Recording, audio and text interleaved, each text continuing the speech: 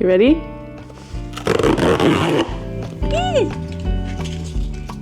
Okay. I've been waiting a week to do that. Ooh. Okay. Ooh. Hi, by the way. Welcome to the Ellen Made Book Club.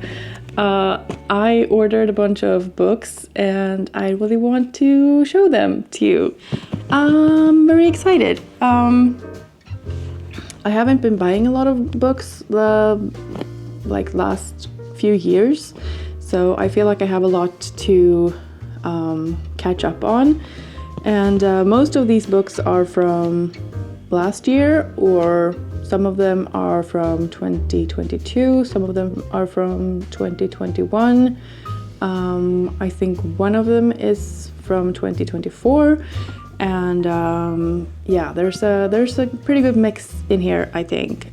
Different genres, different countries of origin from the authors, a lot of different kinds of stories. So I'm really excited to get into these, and I think we'll just go through them the way they come out of the box, and we'll see what happens. Yeah, I think I'm just gonna have to go make a coffee first.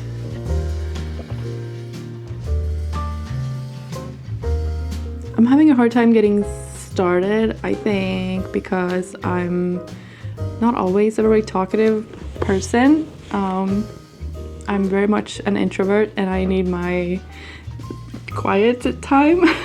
And also my partner is home today and I usually film when he's not at home. So I don't know, if I'm being weird today, those are probably the reasons. Let's just get into the books. I feel like they're dusty a little bit. This is so pretty. The first one is this one, The House of Fortune by Jessie Burton. And this is the second part, like the sequel to The Miniaturist. Like, unfortunately, they're not the same size at all, which is a bit annoying. But I don't know. It's very pretty. I can't resist when it has a little bit of gold on it. Like, it's very pretty. I don't know what this is about at all. I just know that it's the sequel to The Miniaturist. But it's set in Amsterdam in 1705. I feel like it's kind of pointless to talk about the sequel. So, I don't know. Like, what really made me fall in love with The Miniaturist was the first page, like the first paragraph of the first page. I just thought was so, like, mesmerizing and just so well written. The Old Church, Amsterdam, Tuesday, 14th January, 1687. The funeral is supposed to be a quiet affair, for the deceased had no friends. But words are water in Amsterdam. They flood your ears and set the rot, and the church's east corner is crowded. She watches the scene unfold from the safety of the choir stall, as guildsmen and their wives approach the gaping grave like ants toward the honey. Soon they are joined by VOC clerks and ship's captains, regentesses, pastry makers, and him still wearing that broad-brimmed hat. She tries to pity him. Pity, unlike hate, can be boxed and put away. Just like the melody and like the rhythm of it, I guess. I just thought that was so well done. Anyway, this is the book I got, and this is the sequel to this one. Where to put? Okay. What else do we have? Bandit Queens. I feel like they're a little bit dirty. I feel like there's just like warehouse dust on these. If you've been watching booktube for a while, I'm sure you have seen this before, and I'm sure that there are more titles in this box that you've seen before. But I haven't read them yet, so they're very new to me. And they might be new to you as well. So yeah, this one was longlisted for the Women's Prize for Fiction 2023. Tender, unpredictable, and brimming with laugh-out-loud moments. It's about Gita, who is believed to have killed her vanished husband, which is a rumor she hasn't bothered trying to correct, because a reputation like that can keep a single woman safe in rural India. So, but then the other wives in this area approaches her and asks for help on how to kill their husbands. And I don't know, it feels like dark humor and a very interesting story. So I'm excited to read this. It's written by Parini Shroff. A darkly irreverent and fresh take on a feminist revenge thriller, which acknowledges the unfortunate status quo for women everywhere and shows us that female connections and friendships are what carry us through the darkness and absurdity of life. I think that sounds fantastic. Oh my gosh, like the font is so big in these. That's gonna be nice. Next we have Pachinko by Min Jin Lee. And this is set in Korea and Japan. And this is what I was talking about in my I'm So Annoyed video, where like if I could have gotten Pachinko in this size, I probably would have. It wasn't available, so then I had to get it in this smaller size. And like then the font is significantly smaller as well, so I don't know. Is this in Swedish? I had not planned on reading it in Swedish. Okay, it is in Swedish, that's why it's so small. Why did I get it in Swedish? Might have been for the cover. The description of this is in Swedish on the back, and I'm not gonna... Let me just read what it says on Goodreads, I guess. Where can I put this so I can read it? Like that, maybe? Okay. Sorry. We're having a bit of technical difficulties. Thank you for your patience. In the early 1900s, teenage Sunya, the adored daughter of a crippled fisherman, falls for a wealthy stranger at the seashore near her home in Korea. He promises her the world, but when she discovers she's pregnant and that her lover is married, she refuses to be bought. Instead, she accepts an offer of marriage from a gentle, sickly minister passing through on his way to Japan. But her decision to abandon her home and to reject her son's powerful father sets off a dramatic saga that will echo down through the generations. So this is a more like emotional, serious, moving kind of book, and I'm really looking forward to reading this. Okay, next we have People Person by Candice Carty-Williams. Yeah, from the best-selling author of Queenie, which I haven't read, but this story seemed intriguing to me. Dimple, Nikisha, Danny, Lizzie, and Prince are half-siblings who don't have much in common except abandonment issues. But when a catastrophic event forces them to reconnect with each other and with Cyril Pennington, the absent father they never really knew, things start to get complicated fast. Warm, funny, and full of emotional intelligence. I think that sounds very interesting. And I mean, I can't say no. If a cover looks like this, how do you say no to a cover like that? I don't know how. And this is not even the same size as any of the other ones. Why aren't they just the same size? I don't understand. So how you been? I probably shouldn't be holding my coffee above all of these brand new books, but sometimes you just have to live on the edge, you know?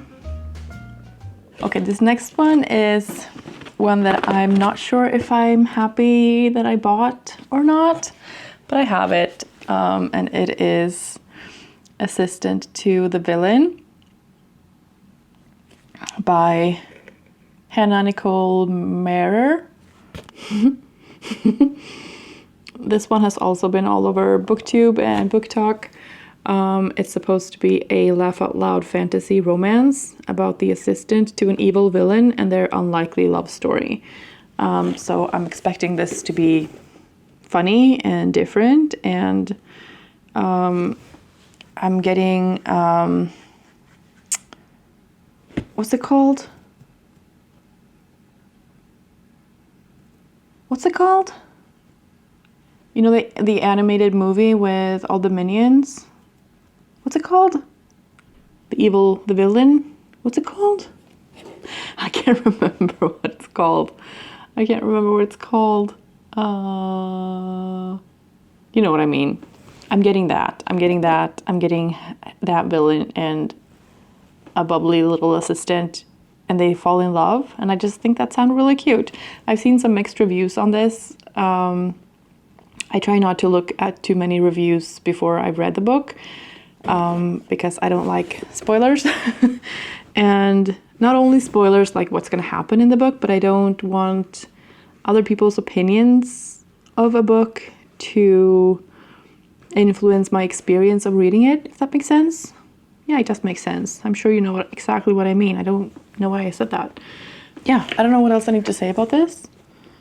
I think the concept sounds interesting, and I'll give it a go and see what I like. I also think that it's important to, because maybe I do have something to say.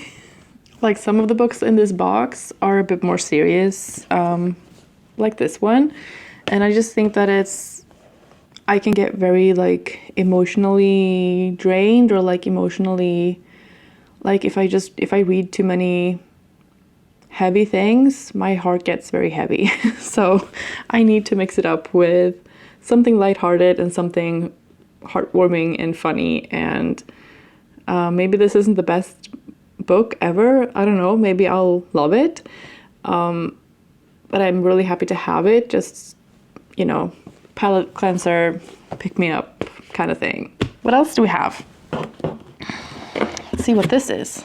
Short story collection by Kelly Link called White Cat, Black Dog. I don't usually read short stories, so I don't know why I'm picking them up lately, but I don't know, something about this intrigued me. It's a retelling, or like several retellings of fairy tales, leaving behind the enchanted castles, deep dark woods, and gingerbread cottages of fairy tales for airport waiting rooms, alien planets, and cannabis farms run by a team of hospitable cats. White Cat, Black Dog offers a fresh take on the stories that you thought you knew. So on Goodreads, it says the genres are short stories, fantasy, fiction, magical, realism, horror, fairy tales, retellings. So if that gives you an idea of what this is, it seems a bit trippy and weird, and yeah, I'm excited about that. We have 3 of the same size. That's good. Like, I expected all of these to be the same size. When I ordered them, they're not. Anyways, look at that. So pretty. Next up we have The Lost Apothecary by Sarah Penner. This is another one with like female perspective and female characters. A female apothecary secretly dispenses poisons to liberate women from the men who have wronged them, setting 3 lives across centuries on a dangerous collision course. Rule number 1, the poison must never be used to harm another woman. Rule number 2, the names of the murderer and her victim must be recorded in the apothecary's register. Hidden in the depths of 18th century London, a secret apothecary shop caters to an unusual kind of clientele. Women across the city whisper of a mysterious figure named Nella, who sells well-disguised poisons to use against the oppressive men in their lives. But the apothecary's fate is jeopardized when her newest patron, a precocious 12-year-old, makes a fatal mistake, sparking a string of consequences that echo through the centuries. Yes, please. Next we have Homegoing by Yaa Gyasi. This is another one that I've seen a lot on booktube, and it has a very high rating on Goodreads. It's historical fiction, literary fiction, another heavier topic. This follows Effia and Essie, 2 sisters with 2 very different destinies. One sold into slavery and one's a slave trader's wife. The consequences of their fate reverberate through the generations that follow. From the Gold Coast of Africa to the plantations of Mississippi, from the missionary schools of Ghana to the dive bars of Harlem. Spanning continents and generations, Yaa Gyasi has written a miraculous novel, an intense, heartbreaking story of one family and, through their lives, the story of America itself. An intelligent, beautiful, and healing read, it says. I'm happy to have it, let's say that. Next up, we have another more lighthearted one, I guess. Like I said, some are heavier topics and some are a bit more on the lighter side. This is The Mother of All Problems by Nancy Peach. A funny, uplifting novel of life, love, and family. Also longlisted for the Comedy Women in Print Awards. Yeah, when did having it all become doing it all? This one I just came across when I was browsing on the website. A lot of these books I had been wanting to get for quite some time. And they were, carefully selected. This one was more of a wild card and just something that I came across on the website when I was browsing, like I said. I looked it up on Goodreads and it has 38 ratings and 21 reviews. So I don't know, but it came out in October last year. Penny Baker is coping just about. 3 kids, 1 dog, 1 lovely but sometimes oblivious husband. Tick, tick, tick. She's even managing to hold her own among the competitive school moms, if you don't look too closely. But when she finds herself also caring for her elderly mother, diagnosed with dementia, the household is thrown into disarray, and Penny finds herself stretched to breaking point, trying to meet everyone's needs. Can she make the new family situation work? And is there any chance of finding some space in it all for herself? An adorable, funny, relatable, and uplifting read. Somehow, through all of that, it supposedly manages to be funny and uplifting. And I can relate to some of the things in the description there. So, I'm expecting this to be emotional, but also hopefully uplifting and, something different. And again, with a feminine, female perspective, which I usually go for. Next up, we have something different again. This is a young adult fantasy romance, and it's the first in a series. I haven't read any series or fantasy series or young adult books in a long time. I guess the last one I read was Harry Potter, basically. And I loved Harry Potter, so I just think this concept sounded really interesting, so I wanted to give it a try. And the good thing is, if I like this, then there's 2 more books. I'll read from the back again, shall I? Kiva Maehrer is a survivor. After 10 years of working as the healer in the notorious death prison Solindov, she has only one goal: stay alive. But then the rebel queen arrives at the prison on death's door, and Kiva receives a message: "Don't let her die, we are coming." When the queen is sentenced to a series of impossible elemental challenges, Kiva volunteers to take her place. If she succeeds, both she and the queen will be granted their freedom, but no one has ever survived. With an incurable plague sweeping Solindov, a mysterious new inmate fighting for Kiva's heart, and a prison rebellion brewing, Kiva can't escape the terrible feeling that her trials have only just begun. I think this sounds really interesting. I just thought it was an original story, and female characters, again, it's by Lynette Noni, I forgot to mention. And it's, I don't know, did I say what it's called? It's called The Prison Healer by Lynette Noni.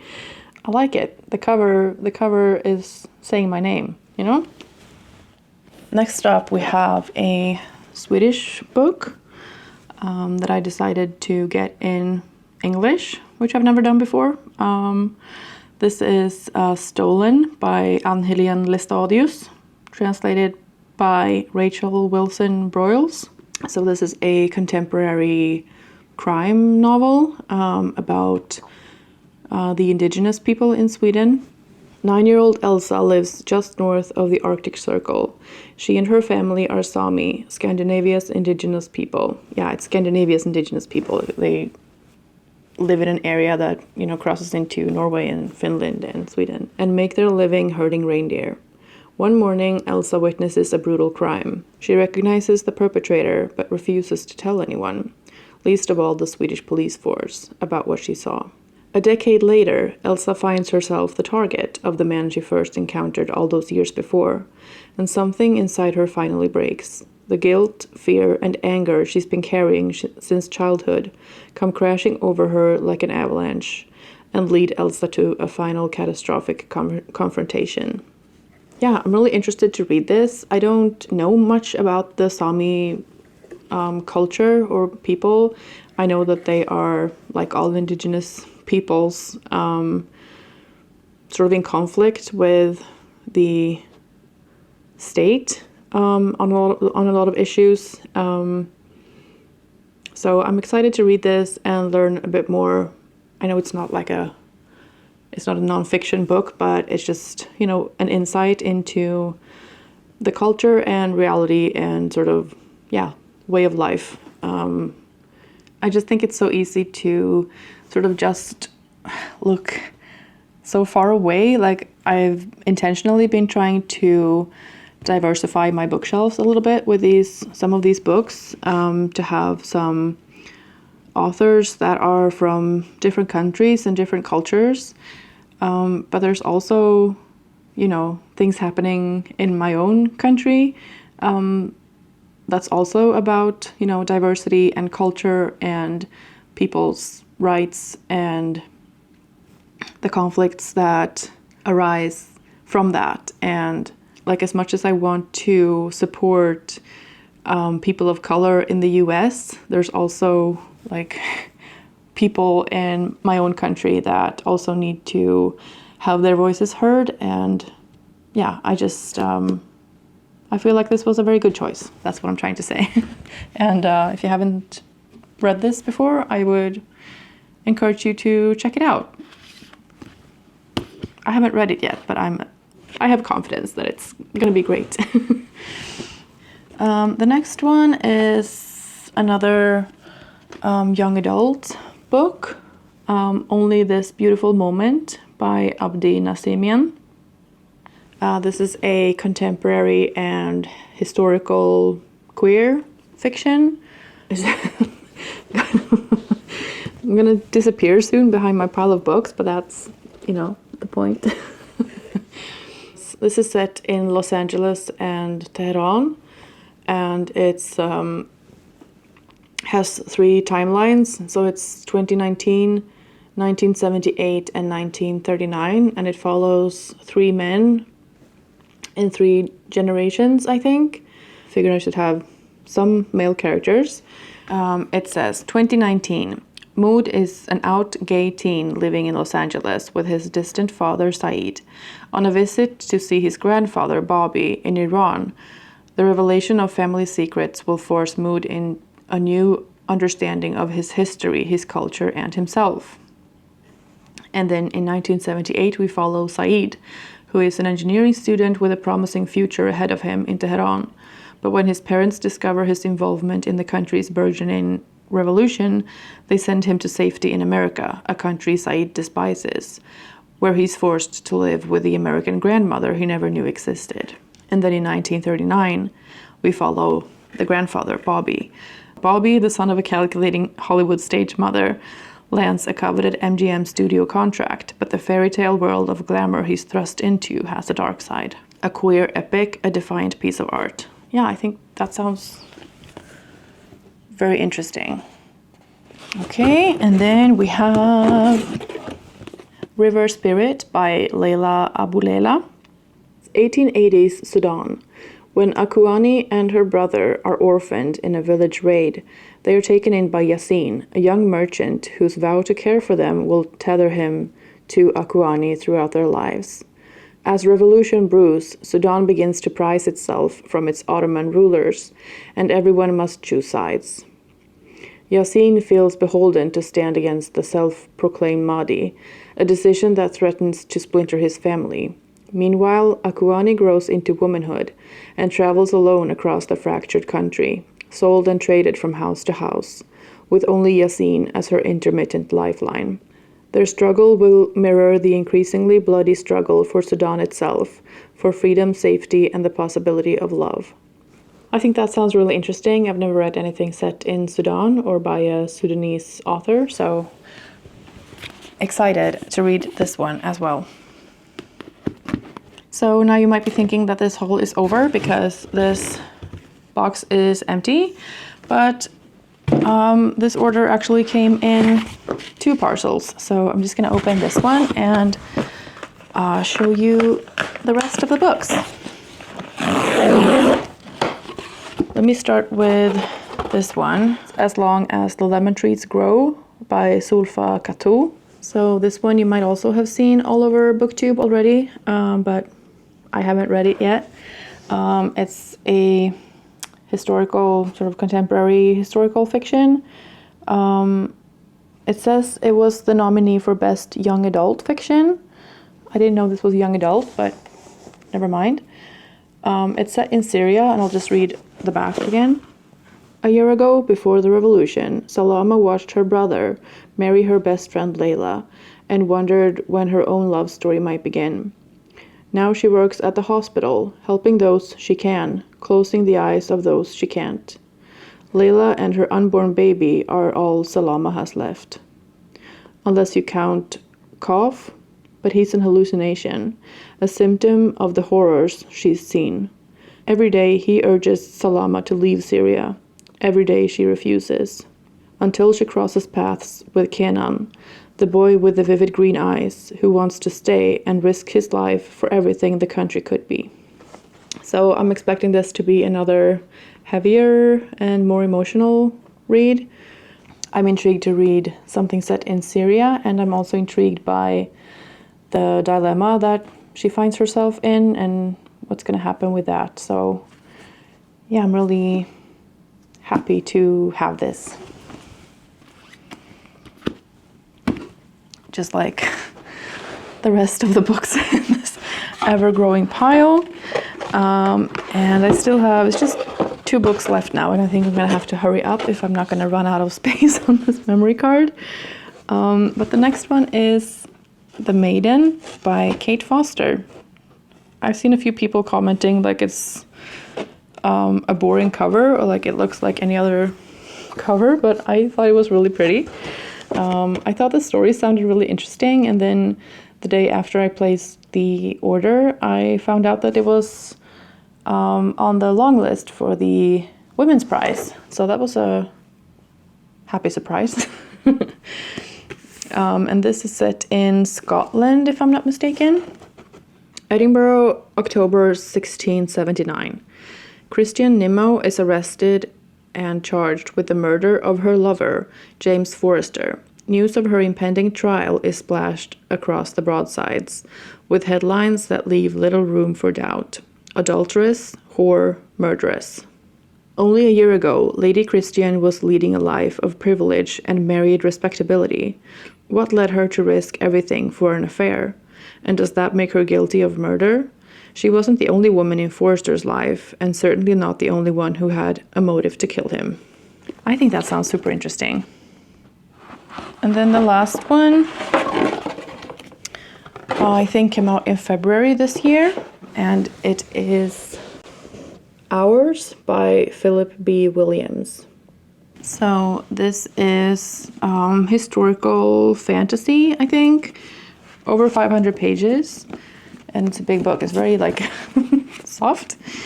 In this ingenious, sweeping novel, Phillip B. Williams introduces us to an enigmatic woman named Saint, a fearsome conjurer who, in the 1830s, annihilates plantations all over Arkansas to rescue the people enslaved there. She brings those she has freed to a haven of her own, a town just north of St. Louis, magically concealed from outsiders, named Hours. I just think it sounds original and interesting and good. it just sounds like a very good book, and I'm excited to get to this. I don't know how I'm supposed to find the time to read all of these, but I feel like I'm pretty set for like most of the year. So yeah, these were all the books that I got this time around, and I think it will have to be a while until I get more books. I really want to actually read these and not just buy them. If you have any suggestions on where I should start, please let me know. Or if there are any books in here that you're also excited to read soon. I don't know. I hope you enjoyed this little haul, and yeah, my memory card is about to run out, so thank you so much for watching, and I'll see you in the next one. Bye. Very interesting. And very interesting. Very interesting. Interesting. Sounds really interesting. Super interesting. Original and interesting and good.